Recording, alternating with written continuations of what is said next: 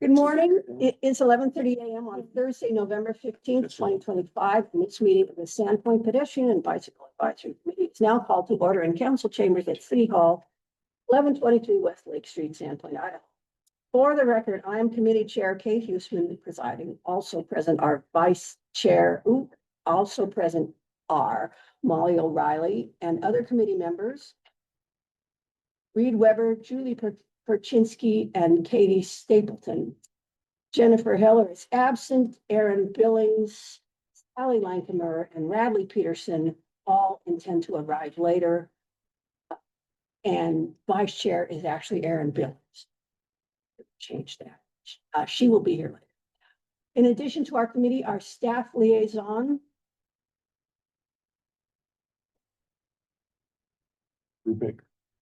Oh, you are our staff liaison. Our staff liaison, Eric Brubaker, and Associate Public Works Administrative Assistant Jess Parker, serving as clerk today, are in attendance. This time I will entertain a motion to approve the minutes from our August 14th, 2005 meeting. Do I hear a motion? So moved. Second. Any discussion? Those in favor? Aye. Next, we will move on to our, so you changed this to, since the staff recommendation regarding downtown bicycle parking. Screen, and I will yield the floor to Eric to explain everything to us. Thank you, Chair. As soon as I get the Zoom link, I will be able to pull that up on the screen for everyone. A little bit of just housekeeping. I wanted to welcome Jessica. She's going to be our clerk here on out. So welcome her. And she'll be on all of our communications. Let's see.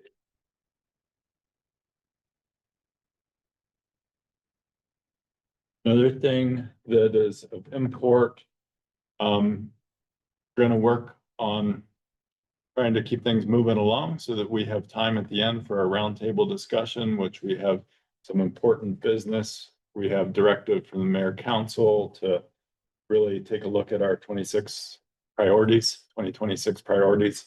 So we're going to try and keep things moving.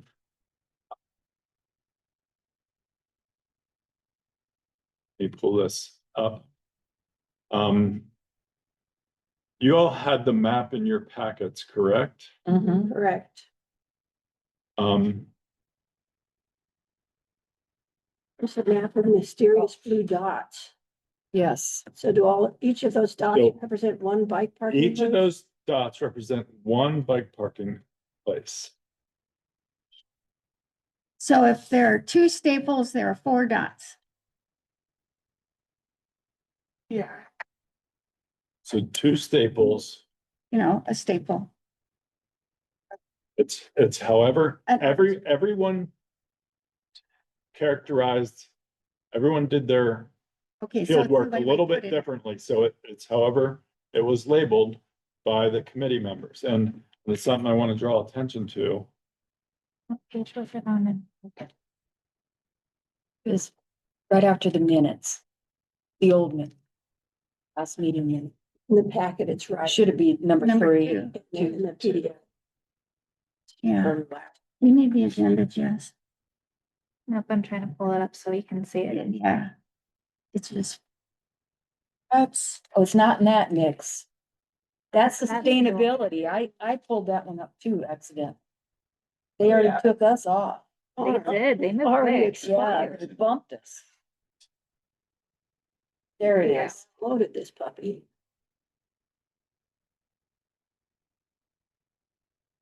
Yeah, there it is.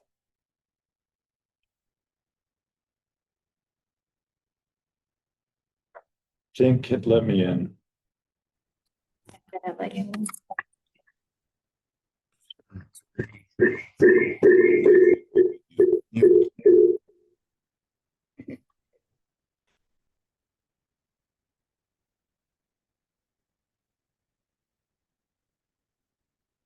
We're up.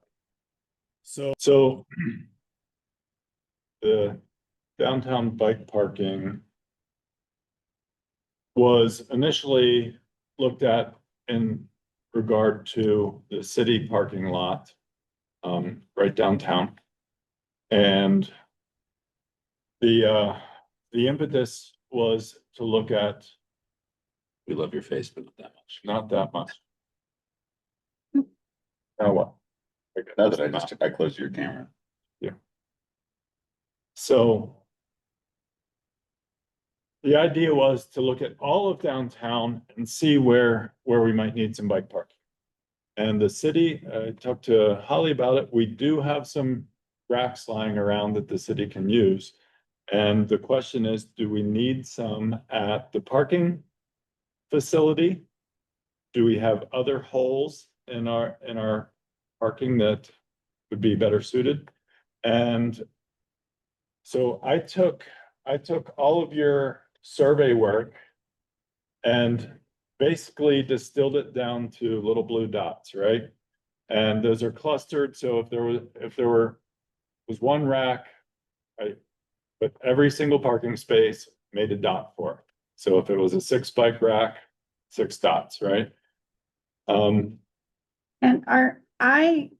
some of the bike parking was informal, which meant they were attached to light posts or And- street signs. Are those there too? That's what I want to get to because everyone did it a little bit differently. So let me, if you look next to Farm and Park, northwest along Main Street, there are some city signs that were counted. Not everyone counted every signpost or every wall you could lean a bike against.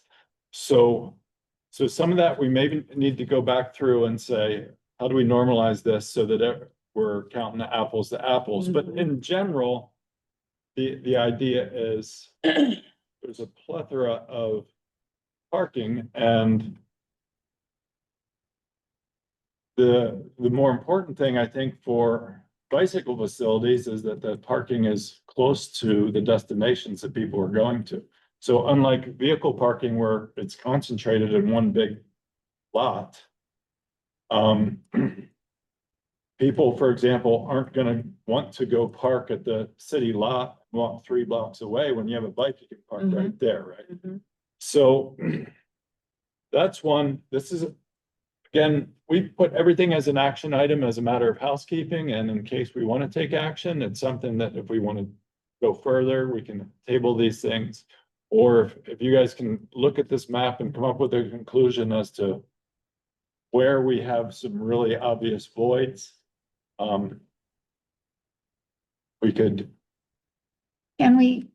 take action on that and make a recommendation to public Or could works. we note those now and then at a next meeting, potentially have them come back to us and we make more suggestions?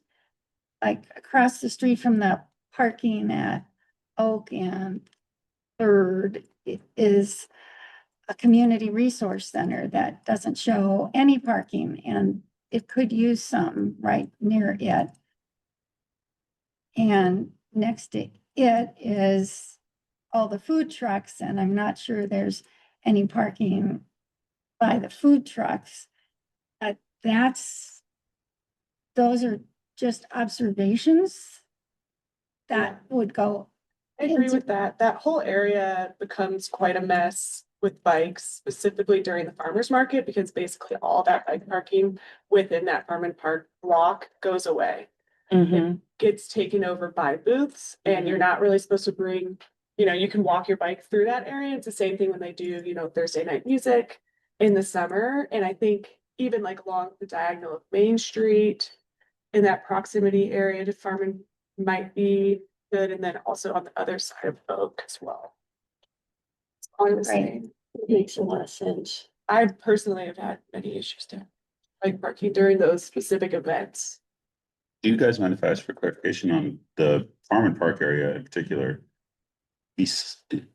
Who helped survey that area? Was that We did. you all did? Yeah, but I'm Um, I not didn't sure do that. which of us had that. Yeah, We There- had sections. there's yeah, there's a rack on either side of the band shell, on the rear of the band shell. yes. But As far as I know, there's no public bike parking around the park besides those. You know, spaces. there was This- that this appears to be like informal. 20 or so. There was that informal parking option too, where it was signs where people are, just have their bike Whoever did Signed up. this area was really heavy on the informal, obviously, there's not. The different colored dots. I agree. And then.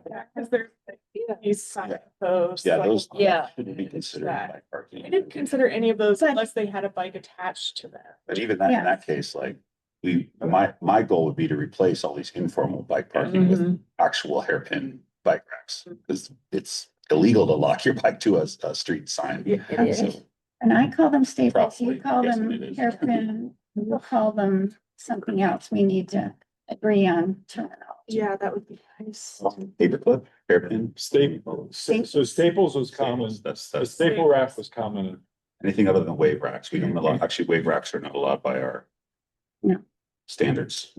And what is a wave rack? Is that? It's one of these, it's a continuous wave. In front of the hospital. So we have a lot. Yeah, or like corkscrew in front of, It That's works and, much better than a wave rack. though. yeah, but you The want problem with something wave where you racks is can they just only have really one point of attach your contact. bike. The standard bike rack would have 2 points of contact where you lean your bike against it. If you have 1 point of contact, it's gonna slide.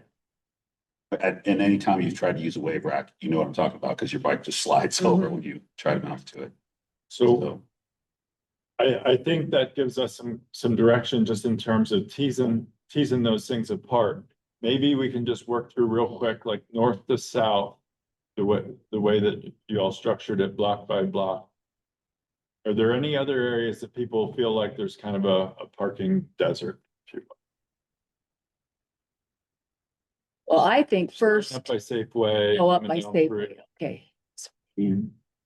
Yeah, Surveyed the west side of US 2 and Big 5 area, and there was parking available for those stores, and in between, there wasn't any parking, but there wasn't anything to go to, so I think it's pretty adequate.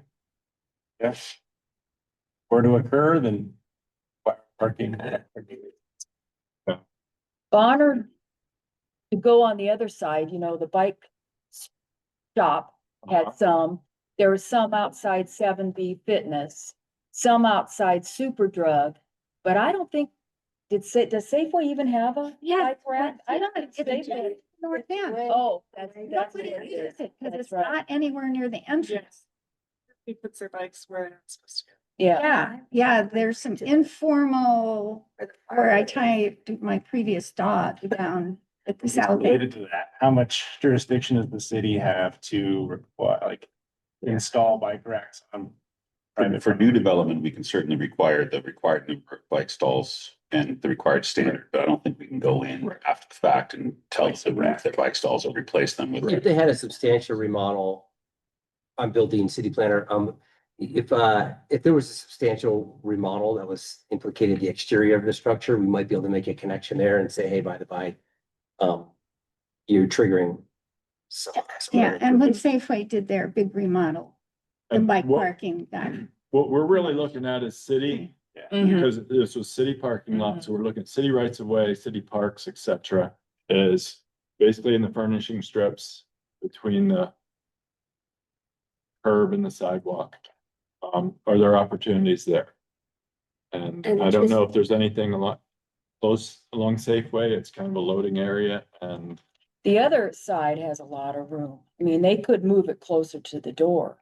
they have their They should shopping carts there. focus on Safeway because Yeah. that's something, their Yeah. private property, we can Right. talk with them as cyclists. But right now, Eric's asking us whether there are specific lack of bikes in bike parking in public places. Is that correct? yes, And yes. it's kind of hard for any of us, since we each just surveyed a couple of blocks. From our surveys, it may be hard for us to assess that, but the people who bike around town more than I may have a better sense of, like Katie, of where they would like to park, but were unable to. Does anyone else have places where they have hoped to park but been unable to, or where they have had to scramble over and around a bike that is parked by a sign or in a place that made it difficult for them to use the sidewalk or get from their car to the sidewalk? Do any of those issues sound familiar? I think a lot of the parking on First is informal. I think that area needs looking at really seriously. I would agree with Yeah. that. I feel like that's somewhere where I remember seeing like even in front of Panhandle, Cone and Coffee, and a couple of those other businesses right in there, that there was definitely bikes on signs. Yeah, and, Yeah. and Tree Wells, pretty much. you Yeah. know, Mhm. where a lot Yeah. of us lean our bikes, Yes, buildings. So that may be an area. Look at. okay. One And of the then, blocks that jumped out to me, I mean, I think it was one Saturday morning when I walked to the farmer's market and walked all over town that I suggested that we do this, that the committee engage in this sort of effort. From Cedar Street to Main Street on Second Avenue. I think there's only one paperclip. Staple bike rack in front of Jalapenos. And that's it for the entire block. I'm looking at Google Street View just to confirm that, but like, that's why like your map shows additional parking Informal, there, but I sure. see a lot of informal, leaned up against tree, leaned up against signposts, so that would be one block that I could see adding some of this, the paper staple bike racks that we have in storage.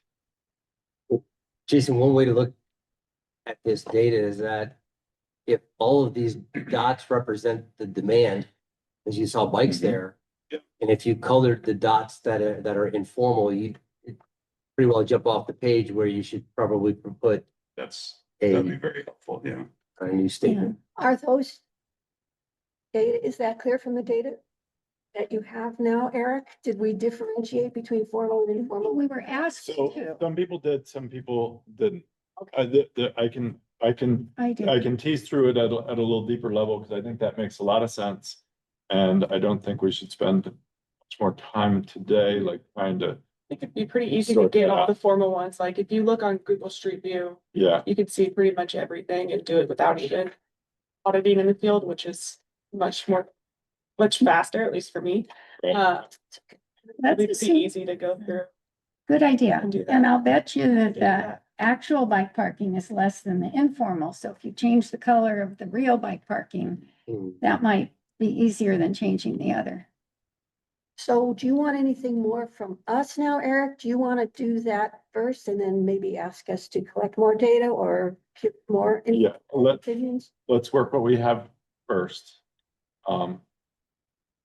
I guess I could use the committee if someone was willing to look at, like, you're offering to look at Street Yeah. View and try to reconcile some of those. Yeah. Areas, especially that downtown area. That Yeah. would be super helpful. I'm guessing whatever map you're doing it on is in the city So stuff. it's just a PDF, so I can send you a file, but Yeah. to modify it. Yeah, I should well, probably I do can that. just like print it out in color. Yeah. That's perfect. Thank you. So I was told that during downtown revitalization phases 1 and 2, business owners were given the choice whether they wanted bike racks or a bench in front of their business. So if you wonder, like, how was it chosen where you see those green benches and where you have bike racks? The city asked business owners what their preference was, but as a result, we ended up with a whole lot of extra of both. So that's why we have all these unassembled benches and we have unused bike racks over at our city shop. So we could mobilize these, like, over the winter or next spring and Right. have them installed. It would be parks crews who actually do the installation, which is my department. So once we've identified where the greatest need is for these staple bike racks at very little cost, besides the labor to install them, we have at least a dozen or so. Walking by Joel's, I noticed there's a bike corral, a bunch of the staples, but the concrete is broken up near a bunch of them. So just Yeah, each one No. requires drilling a little core into the sidewalk and pouring a footer. if That if may you not have look always been done right now, appropriately. there's broken Oh, I concrete. know. I don't know if that can get fixed. So just summarize this. Katie, you're going to collect more data. Is that correct? And Eric? Next month? I'll make it pretty. Okey doke. Yeah. So I can anything get more to the about next- bikes right now, Eric? Say that again. Anything more about bikes right now? No, I think that's all I have for that agenda item. Okey doke. And I think we should just move the. And Table you it till could next share month. with her the surveys that Yeah. differentiated, that might help her too. Everything makes it quick and easy. So looks like we're ready to move on to MTMP. I don't know whether to turn this over to a member of the committee or Eric, you want to introduce it, but we got a list of prioritized streets, and I'm wondering what kind of feedback you would like from us. So that's one that I would have the committee take the lead on and maybe talk through it. Who's here from TMP? Reed, Radley, and I. And myself Speak too. to the best, Molly. Okay, I'm happy to. 20 years ago, the Pedestrian Advisory Committee spent a year deciding which streets were, how important all the streets in Sandpoint were to pedestrians. I'm sorry, Molly, I wasn't listening carefully. How many years ago? 20. Okay, but schools did maps of where kids walked. Disney gathered a group. We found out where people in wheelchairs with disabilities want to go. The police gave us feedback. We went to businesses. We went everywhere we could. And so we developed a categorization, high, medium, and low priority. The current transportation master plan only has a broad network. How you get from your home to that network is not in there. So every street in Sandpoint, under our complete streets policy, should be accessible to people who walk. And how important those streets are matters. So the committee spent several months taking that, updating it. Some streets moved down in priority, some streets moved up. A bunch of streets got added. You say the committee, this is work that they have done just recently too. Yes, So this is the updated from 20 years ago. absolutely. Oh, right. Yeah. And that's why it says draft. Way back when council was divided into two committees, Public Works and Admin. And all this pedestrian priority went to Public Works, which was half of council. And the lawyer who chaired that committee said, well, we approve it, but the full council doesn't have to. Knowing that, they were half the council and they would prevail. So the starting one is in a little bit of limbo because of Cindy Elliott's decision then. It doesn't The matter. starting one, The 20-year ago pedestrian priorities was approved by half the council. and never got past that. It wasn't taken past that point. Okay. So what is it that we are prioritizing these streets for? Are they top priority for work along them to make them more pedestrian friendly? It's to help decide what the priorities are for fixing things and improving things. And the low priority, here's another thing, it's the low priority today, have no sidewalks. And the intent was that they wouldn't. So we should not be forcing sidewalks on those. We should be collecting in lieu fees to use near them. Yeah, using this as an advisory sheet, so like if it's a high priority street, maybe you say, no, you can't use in lieu fees here, you have to put in a sidewalk, no matter what is surrounding it. Mhm. Just to give, the city something to look at, to say, yeah, these are what we're prioritizing. Just so, and to help figure out what to use with that in lieu fees. Yeah. Mhm. The other thing is every street in the city has a vehicle classification. It's an arterial, it's a neighborhood collector, it's, every street in the city has a vehicle classification. It should probably also have a pedestrian and separately a bicycle. Yes. We're complete streets, right? Every street should be, we should understand it from the use of the different modes. So the committee has worked on this, and the intent was to bring it forward to the full committee for ultimate approval, and then to go on wherever it needs to go, maybe to council, or maybe it waits for the update of the MTMP, but that it will wind up in the transportation master plan and will be usable from whatever moment in planning capital projects, etc.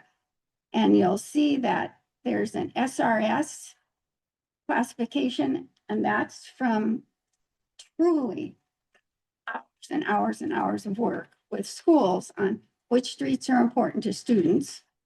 And we added SPOT, which are streets with transit stops. And the SPOT is new because there wasn't SPOT 20 years ago, but those transit stops are important for people on foot or in a wheelchair. And so those need identifying. So the high priority were an important breakdown long ago. And so we have them broken down somewhat here, which are one are a high priority, which are high vehicle and high pedestrian. Other high priority, generally less vehicular traffic. And Church Street downtown to its end falls into that category. And it's a spot bus street. And Antone, which is been identified as an important safe routes to school street for kids going to. So they're broken down that way. And then medium priority. And if something isn't broken out in high or low, it's medium. And anything in the grid that is not a high priority should be medium, because when you walk, you're walking here and there, and everybody should be able to walk out their door and walk safely. When you say anything in the grid, what do we mean by in the grid? There, Where can we get a map of the Sandpoint? crosshatch streets, then the, Yeah, where they're screwed up, where we have avenues and right, as streets. opposed to the squiggly streets and the side. Yeah, Okay. yeah, and dead ends, cul-de-sacs, Mhm. down next to Lakeview Park Yeah, I is, see. area. And that all got classed as low priority, because if we hadn't, we would never have passed this at that time because of where some council people lived. But we could upgrade some of those if we thought it was important. So that's what we have done, and that's been our reasoning. And we're open to questions. Yeah. And I mean, we went street by street. Yeah, it's But- impressive work. Yeah, but this committee can do the same. I mean, because once it leaves here, I hope we recommend it go to council for approval so that it definitely gets into the transportation plan, and so that it starts being used for making decisions about in lieu and other kinds of projects. How about the rest of us? Are we looking at this list? Does anything stand out to you as something that you would want to provide feedback on? I don't know all these streets. Of the ones I do know in general, this makes sense to me, and I'm impressed that it's not a subcommittee. What is it now? Working team The or- working team has so much effort into getting this, so others may have more thoughts. Streets, or Eric, maybe you have something to say about how you will use this information. I do have something to say. I think that the best way to utilize this information would be to refine it and make it part of where I see the committee working next year is towards an update of the multimodal transportation plan. So it's not it's not a standalone, it's not a set aside, that we have one document that the city's working from. And it's a multimodal transportation plan. I think that's my recommendation is that the committee work towards that. I think we're gonna have a discussion later about our priorities, and I suspect the multimodal transportation plan update would be part of that. So I think this is extremely valuable. I think one of the things that comes to mind is we're talking about in lieu fees for sidewalks and, Jefferson Street, a medium priority or whatever. There might be a sidewalk on one side. It's 3/4 complete and not on the other. So I think we should dig in even a little bit deeper to prioritize our infrastructure projects and implementing. I just use Jefferson as an example, Molly. I don't know specifics. That's the point, is we really need to dig in and look not just the street, but what's our existing Where infrastructure. sidewalk is today doesn't predict where it'll be. I mean, hopefully it doesn't Sidewalk is a really small piece of walkability, right? It's also vehicle speed and comfort, and are there trees, are there cars parked? So I think we could turn this into something that the city can really use and work with as we move forward. What we were trying to do is, if we worked for a year and we developed this and we developed a pipeline and we fleshed out more about complete streets, if we talked to Spot and did some stuff with that, and we all of a sudden brought all of it to here, and the committee went, no, this isn't the way we want to do it. Oh my God, you've overwhelmed us. That our plan was to take bites. To start with this, because some work is, a year's worth of work has been done long ago, but most of these streets are still here. And much has not changed. So it didn't take to bring pieces that get at least committee approval along the way, so that there's no one overwhelming meeting. So I suggest that at least the committee send this back for more, or say, yes, we accept this as it is, and there may be more work that needs doing on it, but why would you do it if it's not approved, right? I mean, at some point, we don't want to waste our time. There's too much to be done. So that's why it's in pieces. And until we get feedback from the full committee that our direction makes some sense, there's no point in moving forward. Makes sense to me.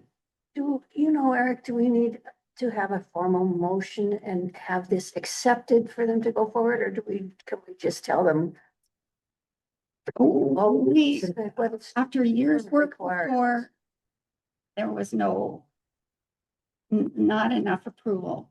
So Chair, I'm curious what Bill might have to add here in terms of our structure. Yeah, thank you, Eric. It just, Chair, what's going through my mind as I think about what I'm hearing is just a quick pause to ask ourselves how actually things get done, City Hall. Because we live in a certain world here when capital dollars are flowing or when a development application comes our way. And we have to live in that ecosystem. Otherwise, the good work that a committee might do, if it doesn't find its way into that ecosystem the right way, it sits for 20 years. So what I recommend that you consider is that to the degree that the city needs to tighten its policy on how capital dollars are expended for sidewalks and what those priorities might be, I do recommend that you have the multimodal plan as the best place for that. When city staff that's been allocated certain capital dollars to go spend on sidewalks, the first place we're going to go to is a policy document that tells us where we should prioritize this. And if that document doesn't establish some semblance of priority, then you attenuate your ability to connect those dollars to what the community's needs are. It just becomes a discussion for a random Wednesday night at a council. But if you have a policy document that helps guide that, I think that's good staff work to get some idea of what that looks like. It also works on the development side. To the degree you have strong policy in terms of what your priorities might be, when development comes along, then you'll be able to discern whether or not that is a project that should be doing a sidewalk improvement or should be paying an in lieu fee. If it's in an area that's been identified as, yeah, this is a super high priority, we should probably not be looking at the in lieu fee. We should really have the sidewalk put in. That policy helps.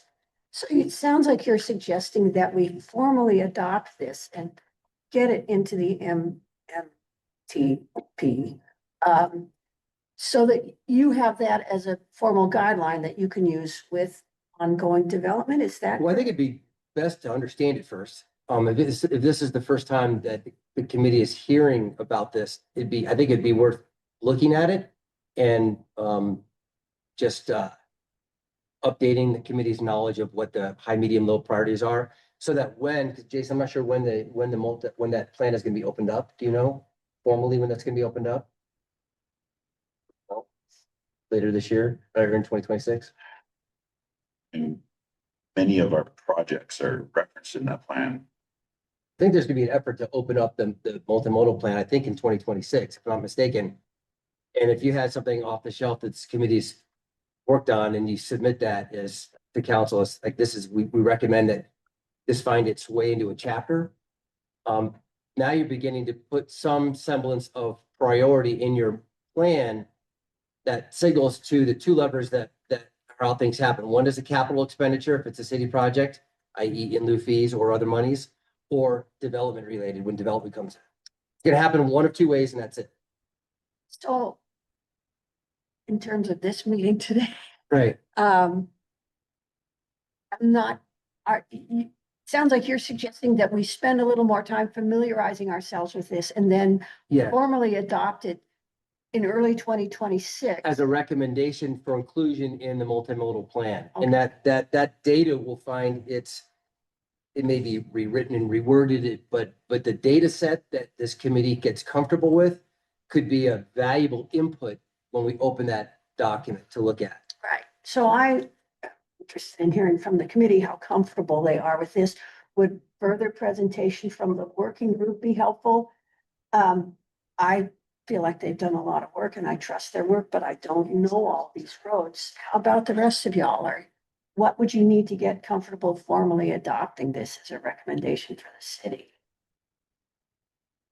Sorry, Chair, to help with that, perhaps maybe staff could take a look at the data and knowing how master plans work, structured, maybe we could come up with a recommendation about what might need to be tightened as it relates to just the form it's taken. Just if you, because the section of the Excellent point. MTP is called, there is a section called Pedestrian Priority Network, right? Mhm. So would easily fit into that section and yeah, And but it's not very specific in this section. map view of what you've done. Yeah, if you Yeah. could put the different, like make a different color for the different priorities on a map. Is that something you guys could do, Eric? Absolutely. And I think it's something that needs to be socialized all the way around, right? I don't know. But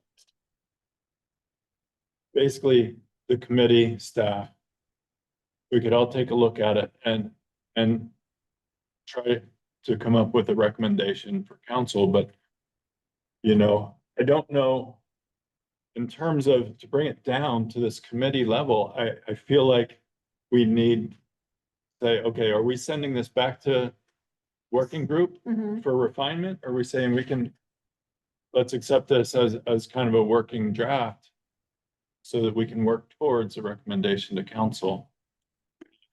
That's really That good. does. That sounds. At least half of us here worked on this. Right, right. So let's, We need to Find make the- a motion to have it be a working draft. And we just give you that.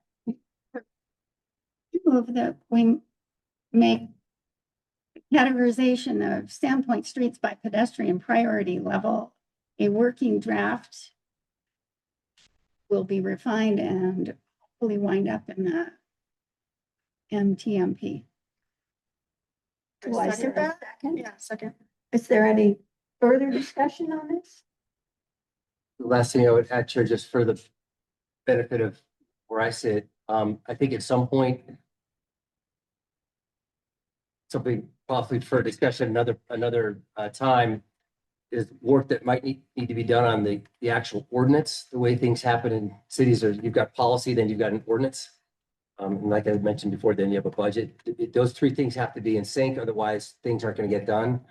The alignment is the biggest problem cities face when they're trying to implement anything. They don't have alignment between your plans and, you know, somebody who's inking the checks. If there's no alignment through your ordinances, then these things aren't likely to be implemented to their fullest measure. So at some point between now and when the committee is done making its recommendations on MTP stuff, I recommend that you recommend staff look at the sidewalk ordinance to see how it could possibly be modified to fit what comes out of this working group. So And for where's- everyone's benefit, Look at ordinances. Jason put the map up. Can I just ask for clarification? Is the proposal to basically assign a ranking to the existing priority pedestrian network so that staff, public works staff can allocate our limited sidewalk improvement dollars annually towards the highest priorities within this priority network? Because this is the adopted MTMP pedestrian priority network. And this is how staff currently decides what projects to fill gaps in our priority network annually. So for example, right now, the Fourth Avenue, the east side of Fourth Avenue is set to be repaved for several blocks from Dearborn to Pacific Street. Based on the low quality of the sidewalk through that corridor and the fact that it's in our priority network. But because we don't have a member of the public works team here, I'm not sure the process they go through annually to determine what's the next project we're going to spend our $500,000 on this year. Is this committee's suggestion that we create a list? Here is what you should spend the money on as soon as you can, because here's where the highest priority from this priority network. I do not envision this map being redrawn. I will put that forward right now. I don't think there's going to be any interest in public works to reassess what is our pedestrian priority network. But I don't think there's anything following this map that says, here are the highest priorities for where gaps need to be filled on this. Yeah, I think that's what we had either at this point, from what I remember from the meeting when we reviewed it, was that every single one of those streets is listed as a high priority within our new defined. But this is probably a 30-year effort to make all these up to standard. So what would be the highest priority? Another effort that we could do would to take all these high priority streets and then prioritize the highest Yeah. priority. That could certainly be Streets valuable as for well. public works And if as that's far as more next year, useful. what's the And next that highest happened priority? 20 years ago, but that degree of fine analysis isn't good now. I think we have to agree on the definition of high priority, medium priority, and low priority before we can go forward. The city has to agree with whatever it is we're working on, and how do you define it? Is it school routes that are high priority? Are they all high priority? I mean, That's a great question. In my experience, one way to arrive at that is you establish what is your 5-year CIP, what is your 10-year CIP, what is your 20-year CIP. So capital improvement program. So if you're in a, obviously in the first increment, those are projects that are going to look at first. If it's all one list of high priority, well, when somebody's developing the capital improvement program for the next fiscal year, the fiscal year after that, which one are they picking from that map if they're all high priority? right. So what I think I hear somebody saying is that we've got, I don't know how many miles of sidewalk is high priority. Well, one way to articulate what the highest of those priority are, say, we want this in the 5-year CIP. That would be for us to decide, or that for The you committee to make a tell? recommendation. Uh-huh. This committee would make a recommendation of what should be included as the highest, meaning in the next 5 years. So starting from something like this makes it easier to do that. 100%. Right, you do So this first, You do this first. and then and you under have medium- an action plan. Priority, there's medium priority of note. And almost all of those are safe routes. But the most safe routes are in the high priority. And some like Hickory Glen, Hickory Street, Lake Street, downtown to Division, those are medium, but they're safe routes. So they would get some special attention because of that. We have a motion on the table. Yeah, And I want to call us back with and try to focus this discussion so we can get to the rest. And- Hi, Erin. Could you note that Erin's arrived?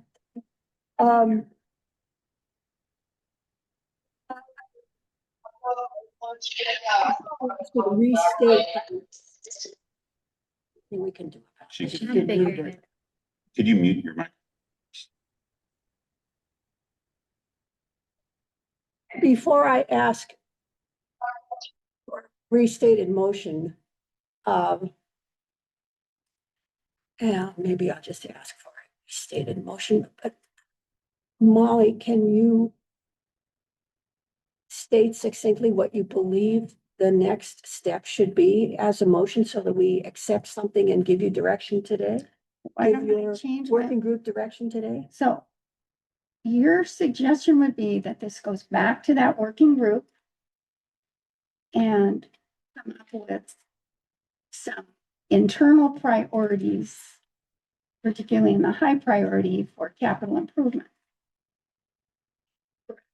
Is that what I heard?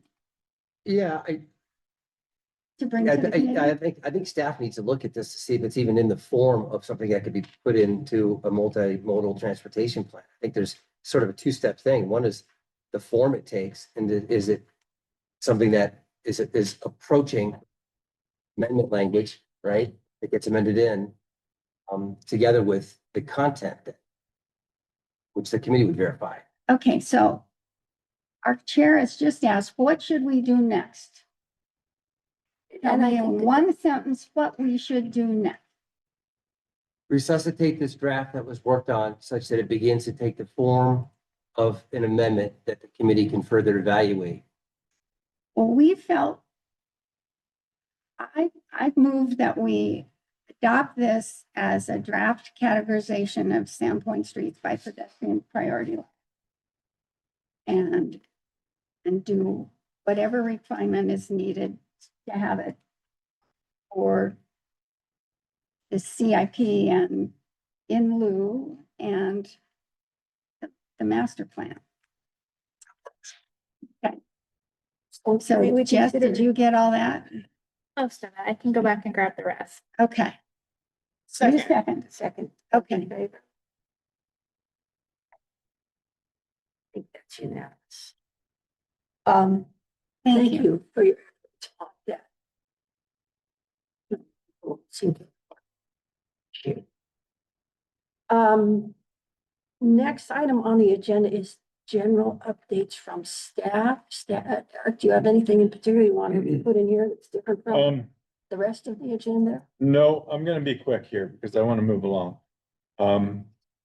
I will be bringing a project that's called Tribute, which is a large multifamily mixed-use project off of Boyer, across from LPO, the old school. And I would like the committee to just think a little bit about Boyer in anticipation of taking a look at that project. And I want to think about Boyer from southern terminus to Schweitzer Cutoff Road and Boyer as a corridor, because there's a lot of, not just this project, but on the development side, a lot of our activity is happening the north along the old university area. And so I just want to give you guys a heads up to kind of think and pay attention to Boyer in terms of bike and pedestrian facilities. And a quick update on a project that is 6 substandard lots of record at the corner of Church and Division that is pending approval. It went to Planning and Zoning Commission for design review. And so you may start to see something happening there, maybe before the snow flies. And just want to let you guys know what's going on for these projects that don't necessarily, this one went to Planning Commission for design review, but it was it's an administrative site plan process. And it's 6 homes, kind of similar to what is on Walnut, which is working with the original 25-foot lots of record. And so this one, they did a good job bringing front porches and they extended them for us, and sidewalks and street trees. And I think from a pedestrian perspective, it'll really change the character of Church Street and be a gateway to the neighborhood there. So, Tight curb radius with, so um, this is within the division project.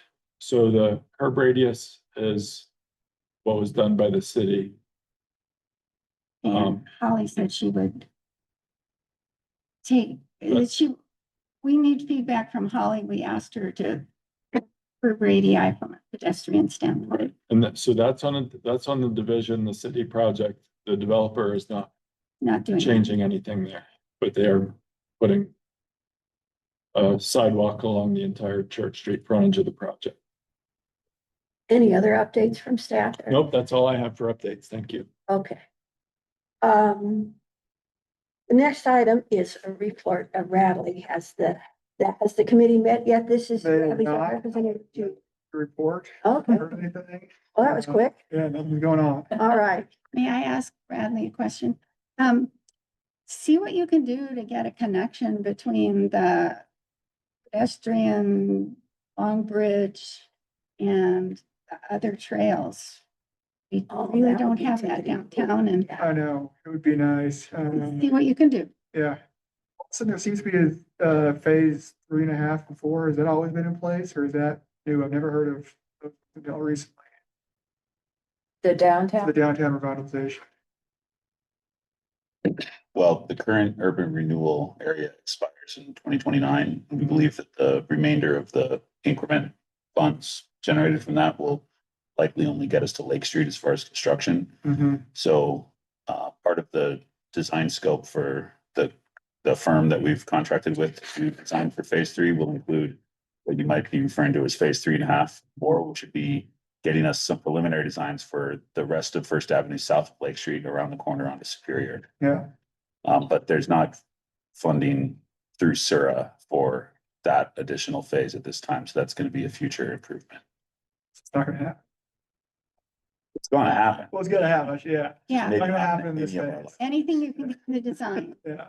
is progress. But we're about to talk about Superior here. All next. right. Yeah, thank you, Bradley. The next item on the agenda is Jason Welker, who is Community Planning and Development Director, requesting a recommendation to City Council on the Community Master Plans Update Superior Street Gateway. Tell us what you need to know, Jason. So got a short, can you make my screen a little bigger there, Jesse? Just shrink that attendee box on the right, maybe. I'm gonna see some, there we go. So we have so many plans in the city, but one of the plans we have is our downtown streets. Plan and design guide. There it is. Downtown streets plan and design guide. This is the 2012 master plan for our downtown streets. It's the only plan at which we have a cross section for what we're calling the Superior Street Gateway today. So imagine when you get off of the Long Bridge and Highway 95, gas station on the left, your gas station on your right, then you got the Powder Hound, then you got an empty lot, you've got the McFarland House, and you've got some strip mall type businesses on your left. That whole corridor from the gas stations to where you're around the corner onto First Avenue is part of downtown Sandpoint. Historically, it was obviously the ITD right of way, 110 to 140 feet wide. Let's look at it. So this is the corridor that I'm talking about. You can see the massive, width of this corridor, 110 feet in front of that empty lot on the north side of the street, 140 feet in front of Powder Hound and the gas station there. And most people don't think of this as downtown Sandpoint presently.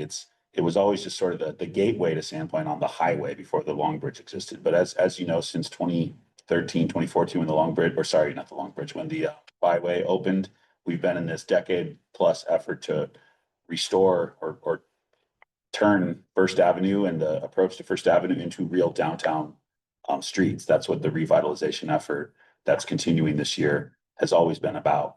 So the reason we're looking at this is outside of the urban renewal area. This will not be included in the work that starts next fall. However, there is a development proposed on that large empty lot right in the middle of this. And with that development will come frontage improvements as requirements for that development. So it's important that we look at the corridor to make sure that the improvements that are done as part of that development are what the community really wants. And it's been over a decade since we've really looked at this corridor in terms of what the cross section, what the pedestrian, vehicle, bicycle interaction is going to be. So just to get everybody familiar, this is looking from, well, you know where this is, just by the gas stations on our left. There's another gas station on the right, China Kitchen on the right. You see Powder Hound. So looking west, and then from the other direction, this is standing in the middle of the street with the McFarland House, the historic house on your left. You can see a recently completed sewer lift station upgrade right here. That's a city project that took almost a year to get that done, but it's finally done. This Google Street View was from August of this year, actually, so it's very recent. And Powder Hound on your left. And this is what's in our 2012 downtown streets design plan for a cross section for this. Back in 2012, we were preparing for the completion of the byway. And I think there was a lot of excitement over the idea of rebuilding our downtown streets to an actual like urban street standard instead of a highway standard, because this was always the Highway 95 corridor, but it's now a city street and we own all that right of way. So we have 110 feet to work with. You can see it's dramatically different than what we have today. Looking back at what we see through here today, you got 3 vehicle lanes with a center turn lane. You've got no sidewalks, no center planter strip. You've got, really no pedestrian at all or bicycle connectivity through here. So the city envisioned in 2012 something like this. So just have a look. You can kind of see how that 110 feet is used. Okay, we've got very wide multi-use paths going in both directions, both eastbound and westbound. You've got a 13-foot landscaped buffer between the pedestrian bicycle path and the vehicle travel lanes. And then you've got parallel parking on both sides of Superior, 12-foot travel lane, and then another very large center median there, which would have gaps in it to allow for turning onto Iberian Way, which is the access to what's it called on Seasons, the Condo del Sol. Yeah. Right. And then there would be gaps to allow for probably left-hand turns in the eastbound direction into like the Powder Hound parking lot, the gas station parking lot. This would extend to the corner at first? Yes, and then the 2012 plan also envisioned, and we're not going to go into that today, but it had a couple different concepts for what might happen at the corner of First and Superior. This version does not show a roundabout, but there was an additional version that envisioned a roundabout at that intersection. In the same plan. So there were like 3 different concepts in this plan. I didn't even include the concept of the roundabout because we're not talking about the roundabout right now. What we're talking about is basically from that McFarland House property. I'm just pointing at it with my mouse here. So like right around here, east to the Powder Hound property, because that's the property that's going to be developed in the next couple of years as a mixed use development. We've got some representatives from Bowden Architecture here. They're the project lead on this project. So we invited them in case there were any questions or if they wanted to provide any input. So this is from the same 2012 plan. You've got 2 different concepts here. One is like this kind of flowing sidewalk that doesn't go in a straight line, or like a pathway. And then the other one on the bottom is more of a traditional linear sidewalk with, you can see that those kind of tree landscape medians in the middle of the street and separating the pathway and vehicle traffic. Both of these concepts include parallel parking in both directions. So what do you want from us? Well, we're going to show you a couple other concepts. We're looking at possibly amending the concept in the 2012 plan to make a couple changes. Sally? Is it thinking parallel parking in that particular? Well, This is interesting, if cool. you look back at this, Yeah, why? look at what it says under that 8-foot parallel parking zone. It says RV parking. They envision this as kind of, there are a lot of like resort towns where on the perimeter, like as you're coming into town, there's these really long spots where RV goers or RV users can park and then walk into town. So I think the concept back here was Like, well, you're not quite in downtown Sandpoint yet, and there's no room for RVs in downtown Sandpoint, so we're gonna have them park on the periphery and then walk into town. So that was, I believe, the concept. And I can think of, several kind of similar resort type communities where RVs are always kind of forced to park outside of the downtown core. But I don't believe this 2012 plan envisions the type of mixed use in commercial development that's actually being proposed for Superior right now. So an alternative that I want to discuss with you today, here's another excerpt from that 2012 plan. You don't have to read the whole thing. It just kind of describes this vision for what the gateway experience coming into Sandpoint might look like. So you can see on the right there, two kind of versions of what we might put in that 14-foot landscaped median on the north side of Superior there, kind of welcome to Sandpoint signage, some sort of, concrete entrance feature of some sort. We did ultimately, after the Byway opened, got that Sandpoint, that illuminated Sandpoint sign right before the gas station, which was paid for by ITD. It's got the blue light. It's really nice. When you come off at night, you see all the blue lights under the highway. You see the blue lit Sandpoint logo. That was all part of the ITD improvement. But that's before you even get to the gas station. So this would be an additional sort of gateway feature entering town on Superior. So what are we looking at as a possible alternative to the adopted plan? This is a very rudimentary doodle. I used a free program called Street Mix. Eric introduced you to it. Street Mix is like graphic design for dummies, and you can just drag and drop and then it adjusts the width. But obviously we haven't invested any resources into proper architecture here or renderings. But this is an alternative. Can everybody see what the big difference is here? No more parallel parking. We've gone to angle parking. And everything else has been adjusted accordingly to accommodate for that double the width. Angle parking requires 16 feet of width. Parallel parking only requires 7 feet of width, 8 feet of width. So we've had to squeeze 16 feet out of the other components of this cross section. Spaces would that add in that? Depends. I mean, if we're talking from the gas station to the corner, I haven't calculated. It'd be dozens of street parking spaces.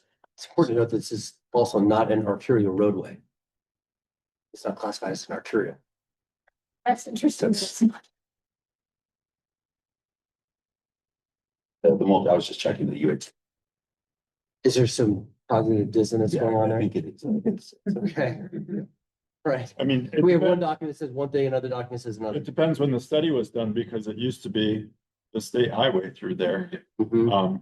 And it is people coming off the state highway in town. So It's pretty, it seems like, I mean, it's kind of not really our jurisdiction. No, it is. But like, well, but the car parking, like, that's a pretty busy area. And if people are backing out into traffic, like, I know it's only 25, but it just seems like it's Well- gonna be highly congested if people are like trying to. Let's look back a little bit into more.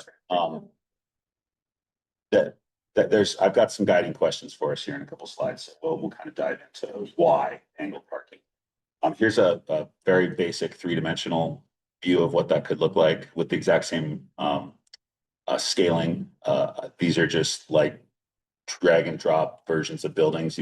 I kind of dropped a commercial sort of 3-story building there on the right, and I dropped a house to the west of that because there is a house there. The McFarland House is a historic building there's no plans to remove it or change it. So this would be looking west on Superior before you get to the intersection with First. Again, it looks more like a downtown street. It's much wider than our downtown streets. Our downtown streets on First are 80-foot right of ways. This is 110 foot. So we have an additional 30 feet to work with, which is why we're able to have wider landscaped areas here. So just getting another visual there. Particularly on the north side, I think the 15-foot multimodal pathway is really important because people have come over the pedestrian bicycle Long Bridge. They're headed for downtown right now. You go through some parking lots and over some very wavy asphalt. And if we're gonna put pathways in, we need to maintain them so that they don't turn into junk the way they have been. I'm not sure we need that same width on the south side because it doesn't connect in the same way. I think, but You're already answering one of my guiding questions, Molly. Let's get to the Okay, sorry. questions. So here are some, so first question is, why are we considered an alternative? So I've already mentioned some of this. As a new mixed-use development imminent between Powder Hound and the McFarland House, developer will bear the cost of frontage improvements to the middle of the right-of-way in front of the new building and possibly in front of the Powder Hound. It's the same owner, same developer. There's some overlap between those two projects.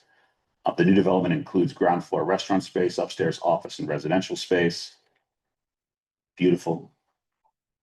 Developer's initial plan envisions angled, not parallel parking. So what's the idea there? More street parking to serve customers at a future restaurant or commercial businesses there. Street parking comes with traffic calming benefits, of course. As we know, downtown, it's really quite hard to drive faster than 15 miles an hour when there's angled parking. Forces that transition from highway to downtown sort of street environment. Creates a safety and noise buffer because you've got further distance between vehicle travel lanes and where people will be sitting out in front of the restaurant or walking with their kids on a sidewalk or a shared use path. So there's greater safety and noise benefits of having a greater distance between where the kind of pedestrian and commercial realm and the vehicle travel realm. So yeah, angled parking does definitely slow traffic down. But one thing I challenge you all to envision is Superior Street looking absolutely nothing like it looks today. I mean, if you go back 15 years, First Avenue looked absolutely nothing like it does today. And if you had said, we're going to put these bulb outs in and have angled parking back when it was literally 5 lanes dedicated to vehicles, 2 parking lanes, and then 3 one-way travel lanes like it was in 2010, people would have told you were insane to think about putting angled parking on this crazy busy road. So we're now in the future where Superior is ultimately going to look more like the rest of First Avenue because this is downtown. We've included this in our commercial A zone. This is part of the parking exempt zone now, just like the rest of downtown. So there's not going to be large parking lots along First Superior Street in the future as redevelopment occurs on both sides, because it's not required, and nor does our city want large asphalt parking lots in the downtown core. So I do challenge you just to think of this, 20 years down the road, what do we want this to look like? Because 20 years ago, no one could have imagined First Avenue looking like it does today. I think it'll be way safer. And the lane, the walking lane on the south side, will that be open to bicycles too? Because that's, if you're coming from South Sandpoint, you need a way to get onto the Long Bridge without being out in the street. Walk some. Well, and there is a crosswalk you can bike to now and wait to cross and get onto the Long Bridge that way.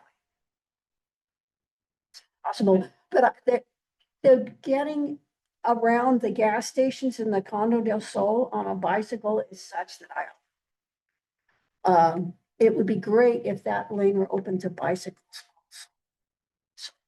Okay. Other thoughts? I think. Here's some kind of guiding questions here. So why angled versus parallel? I kind of touched on that. What is the optimal width for the shared use path? Molly touched on that. You suggested maybe a wider path on the north side, maybe not needed on the south side. But Kate, it's worth discussing, but And she also if said you not. have angled parking in the street, cyclists are gonna wanna be off. Angled parking is really dangerous for cycling. So they have to be very much provided for. Yeah, that was one of the questions. Bicycles in the roadway with sharrows like we have in parts of town, or on a shared use path? Or do we try to put in a separate bike lane where both bicycles are in the road but in their own bike lane? Just some other questions like, where does downtown Sandpoint actually begin? I think we're trying to paint this picture that downtown Sandpoint begins when you get off the Long Bridge. It's never been that way before. It's always been around the corner, but as these blocks get redeveloped, we're going to see commercial development go up to the property lines. You're not going to see these parking lots taking up the entire frontage. You're going to see these kind of strip mall type businesses on the south redeveloped as maybe housing or condos or mixed use or commercial space, whatever it may be. So we're thinking 20, 30 years down the road here. What is the experience? I think that 2012 downtown streets plan really thought about the experience of getting off the highway, and that you have these gateway features. You have the welcome to Sandpoint signage. You have beautiful landscaping, kind of welcoming people to downtown. A question that you already addressed is it necessary for the north side of Superior to mirror the south side? Do we need 15-foot bike trails on both sides? Could we do 10 foot up one on 15 on the other? I wouldn't go less than 12. Yeah. But maybe 12 and 15. You saw on the map, on the, here that we have this additional right of way in front of Powder Hound. It goes up to 140 feet. There's some talk internally about possibly vacating that. Do we need it? Would it be easier just for the city to have 110 feet all the way from the off ramp around the corner? In other words, put that back in the private realm so it can be developed for private development or used for stormwater on the private property, et cetera. And then we just have one consistent width. This is far wider than any right of way we have in elsewhere in town. So it's probably not necessary for us to own 140 feet of right of way there. That's an idea of just vacating that to the property owner. Well, what about using it for stormwater in the public right away? I don't. Snow storage. Stormwater. Do you have? I would really consider that option before giving it up. Any costs we can put on the private sector when it comes to that.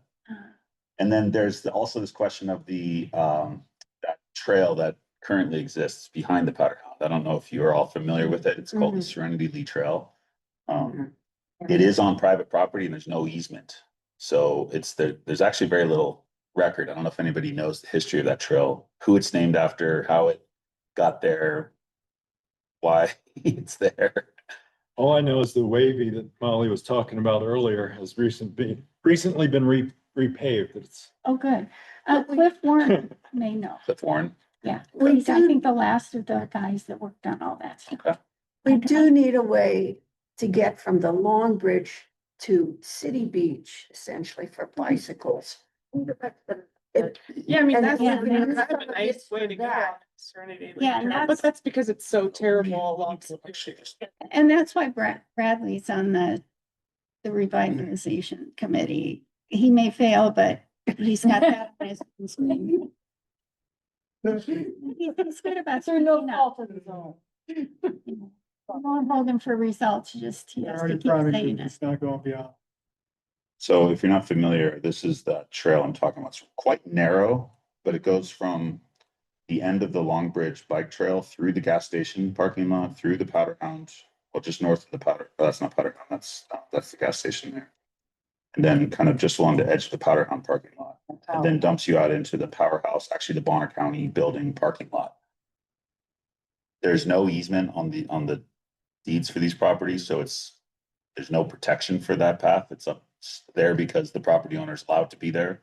But they have every right to redevelop the corridor of that trail for additional parking or for any sort of other improvement they want to make. So the long-term question of how to convey bicycles from First Avenue to the Long Bridge is an important one.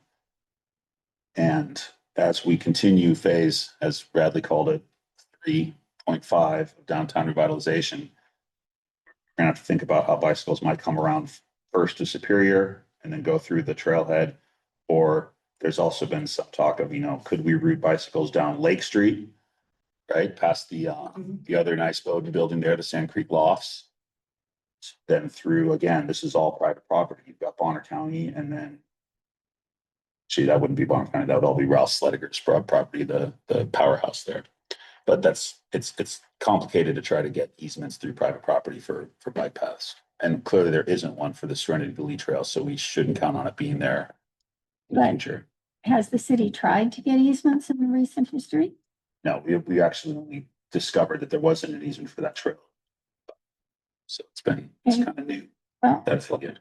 I think we should try. Yeah. So any questions or thoughts about the proposal to our plan for angle parking? That's basically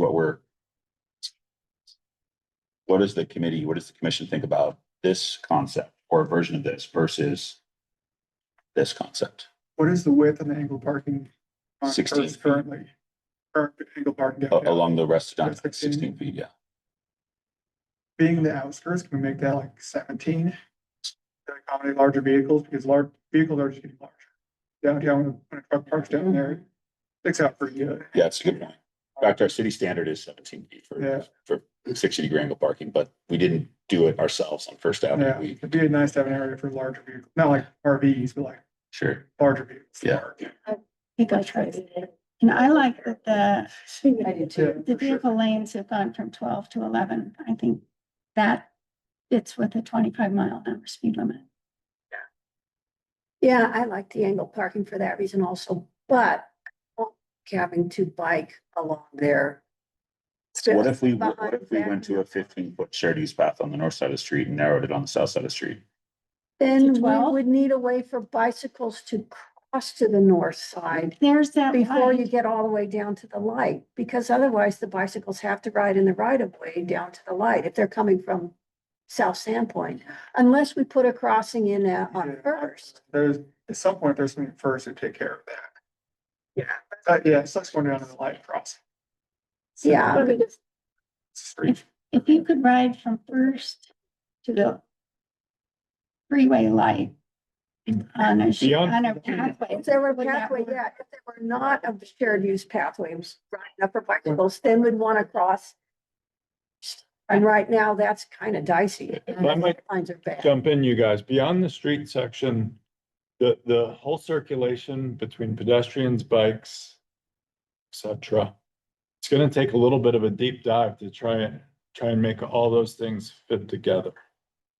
We're not probably gonna get there today, and I'm save a little bit of time We have, for the yeah, next thing. I'm wondering whether we should table this and provide more information to Jason later and try to get to our priorities. He said all he was asking for was, did we support angled parking, right? If that's the only question you need answered today, we might be able to do that, Jason. Yeah, that's kind of the main question, because that would require an amendment to the plan.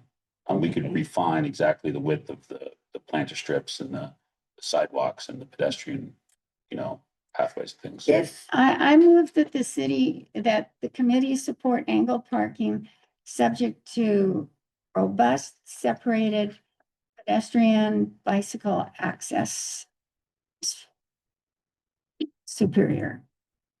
is this, we need a formal motion for this, for you to get it into whatever. Want to have any further discussion on this? Is that a We're second? just talking about angled park. We're not agreeing on 16 feet. No, We can widen. just angled park. Is subject to peds and bikes having separated, robust access. Right, are we getting all this? Mhm. Okay, all right. Those in favor? Aye. Aaron? Thank you, Anyone guys. opposed? Thank you, Jason. Thank you. That was cool. We have very little time at this point to discuss our priorities, but it's something that the paper really wanted us to discuss. And I don't know if any of you have thought about them, but my understanding is that, I put mine in writing. thank you, Molly, the council would like us to provide a few priorities for our pedestrian bicycle committee to work on over the next year. Is that your understanding, Eric? Is there anything further you want to fill us in about that? No, I do have kind of a process I'd pose, and I don't know that we have time exactly, but I didn't anticipate a lot of discussion on it today, but rather if we could just give everyone a voice and go around the room and people throw out, whether it's 3 to 5 or their one top priority. And I'll go first because Jen Heller, from Peru, sent me her priorities. And then the way I see this going is we can compile that list of everyone's priorities, and then we'll discuss them at the next meeting and try to get action for the turn of the year. So Great. that's the way I see this you. going. Jen believes that the multimodal transportation plan review is the top of her list for 2026. And did she have any more? Is that it? Thought she had We're gonna have 3 priorities That already gets us close to, okay, so we have two more. Mention one other.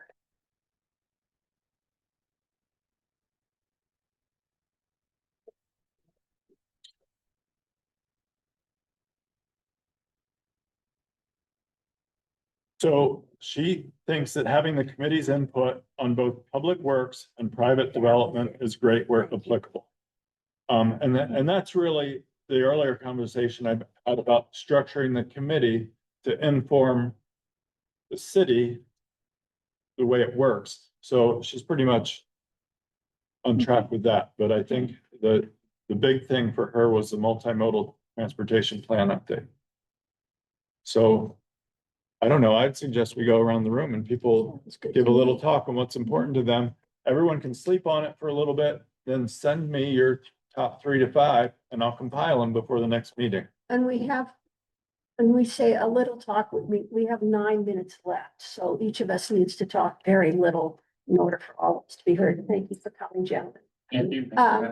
Katie, why don't you go first? I think I would agree with well, I guess different, it's the same thing. It's updating the MMTP so that we can say what we think is prioritized, so that there's not buildings getting put in or re-subdivided or whatever that are somehow paying in lieu fees, even though they're in a high priority area, because it's happening in Sandpoint currently. Okay, I think that's, even if they're not surrounded by sidewalks, I think okay. it's still.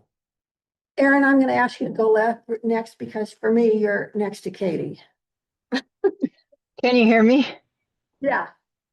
Okay, I would say agree with the multimodal plan and then also getting priority sidewalk networks with possibly the input of public through the workshops we had talked about. Okay, thank you. Molly? I just passed mine out. And yes, the MTMP and updating the sidewalk ordinance, which is in bad need of it. And out of those will help fall criteria for in lieu fees, where it should happen, where it shouldn't, and where the money gets spent. And Aaron, that was some of what you're talking about. And then right now, the city is not being consistent with what sidewalks need repair or replacement with remodel or new buildings. And I think establishing criteria for that. And if the mayor is going to put a street and sidewalk tax on the May ballot, I think we should have recommendations for where that sidewalk money would get spent. People like plans when they vote for something. Thank you, Molly. About you, Julia. Well, I think we have to really look at what's happening north of town on Boyer and out at behind the fairgrounds and all of that country that's now just starting to really be developed. And it seems like the time that we need to link that area somehow with town. The Great Northern link and then, along Boyer link. And there's just so many people, especially low income type people who, not type, but lower income people who don't have vehicles, who only use spot transportation, who need safe access out to that country. Great, thanks. Yeah. Adam? MTMP, includes some really robust ped and bike initiatives. If we're somehow able to finish that up, I will say like, it's gonna be an undertaking. Putting all the plans that the MTMP it's worked on so far, I mean, it's a lot of work. If we can somehow do that, then start trying to come up with some ordinances that the MTMP that needed updated. That needs to fall out of the MTMP.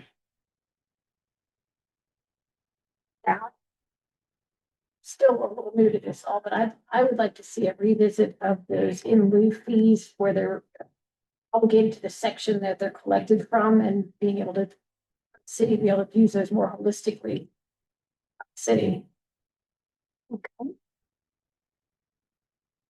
Just echo what I've already said. I think reviewing the TMP in their detail, viewing the pedestrian network detail.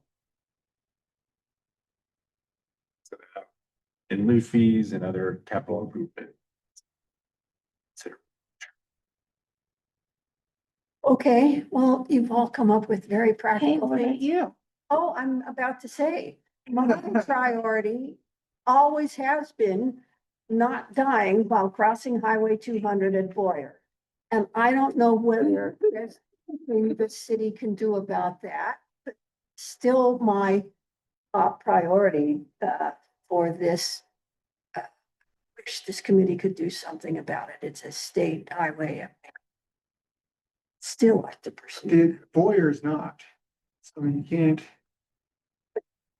Highway 200, it's, yeah. He asked what my priority was. This is it. The rest of you have come in with practical and realistic priorities. Thank you. So, and I think Jessica will get this all down, and then will we receive some kind of summary of these in our packet for next meeting, Eric? And Yeah, okay, and discuss Yeah. this further and yep, narrow it down. Yep. For the mayor. Okay. I'm gonna throw mine on the table too, in case it gets anybody thinking, but I feel like a traffic calming program, which we have as part of the old 2009 urban area transportation plan. But sometimes we have a neighborhood, and this was a hot topic when I first joined the city. I haven't heard much about it lately, but where we have people cutting through a neighborhood on a regular basis and at high People speeds. in vehicles, yeah. It's, Here's a good example. well, we could do about that, yeah. Yeah, Okay. and that should be part of the MTMP thing, I think. Yeah. And also I hope that part of the MTMP discussion gives us some updated street sections, so we can tell developers, this is the street section that you're supposed to build to in this area, because right now we have a really large menu and it has been updated since 2009. And it's geared towards all 4 cities in the county, not so much Sandpoint, so. I suggest that be a different work group from the MTMP. I think the MTMP's got a lot on its plate. And the other work groups have gone by the by. We had an intersection safety one and. If that ends up being a priority, then we'll likely create a work group to Yeah. help address Yeah, I think that's, and it is important. it. So, All right, well, Well, real quick on that, is that part of the And standards to review existing intersections and provide at least by working with staff to look at curb radii and Eric. yeah, those are right, that's the standards that guide us in both city capital projects and telling developers what to do, so. It's a big one. yeah, That's different though from like saying, taking inventory of what's on the ground and what are small fixes we can make to our infrastructure. So there's the design component and that's for so, new stuff, and then there's the maintenance and upkeep. I'd say yeah. potholes, scooter would be great. And I was hoping for a roundtable where I could throw out that it would be lovely to have on our agenda at some point that the committee asks the city to make a high priority of restriping intersections and putting new thermoplastic down. I crossed Larch at Fifth yesterday on foot and I felt really unprotected because there was very little on the ground to indicate that, yeah, this is the crosswalk and I belong here. So I don't think any of it got done this year. So if that could be on an agenda to consider. something to consider and as an agenda item, like listing places for history. No, just asking the city to make a priority next season when the weather permits of restriping intersections and trail crossings. Yeah, With all the turnover, I don't think it happened this year. And which is why we're seeing so sad thing. yeah. Are there any other roundtable stream bike items that we'd like to bring up our times about it? who's in charge of weed management inside? Excuse me? Who's in charge of weed management inside? Property owner. What happens if it's in like the downtown corridor? Is it still like the business that? It's unappealing and It's terrible. Weeds growing up downtown or sidewalks. It's kind of crazy. the cities along that and the businesses that front that, Yeah, want that. And in, Random in thought. the stormwater. Yeah. well, that's part, Oh, that's parks in the swales. And they've been slow. So just, if these are both maintenance items, how do we, Yeah, there seems to be no. what is our power to pursue So- this? I think in the context of the conversation, we have capital improvements, we have our standards and ordinances, and we have, you know, it can be maintenance. That could be one of our top priorities that we bring forward. Let's have that conversation next week. It doesn't mean we can't bring up those kind of things on an ongoing basis either. Hopefully we'll have more time for roundtables in the future. Okay, great. Thank you all for being here. With no further business on the agenda, this meeting is now adjourned. Hold on one second.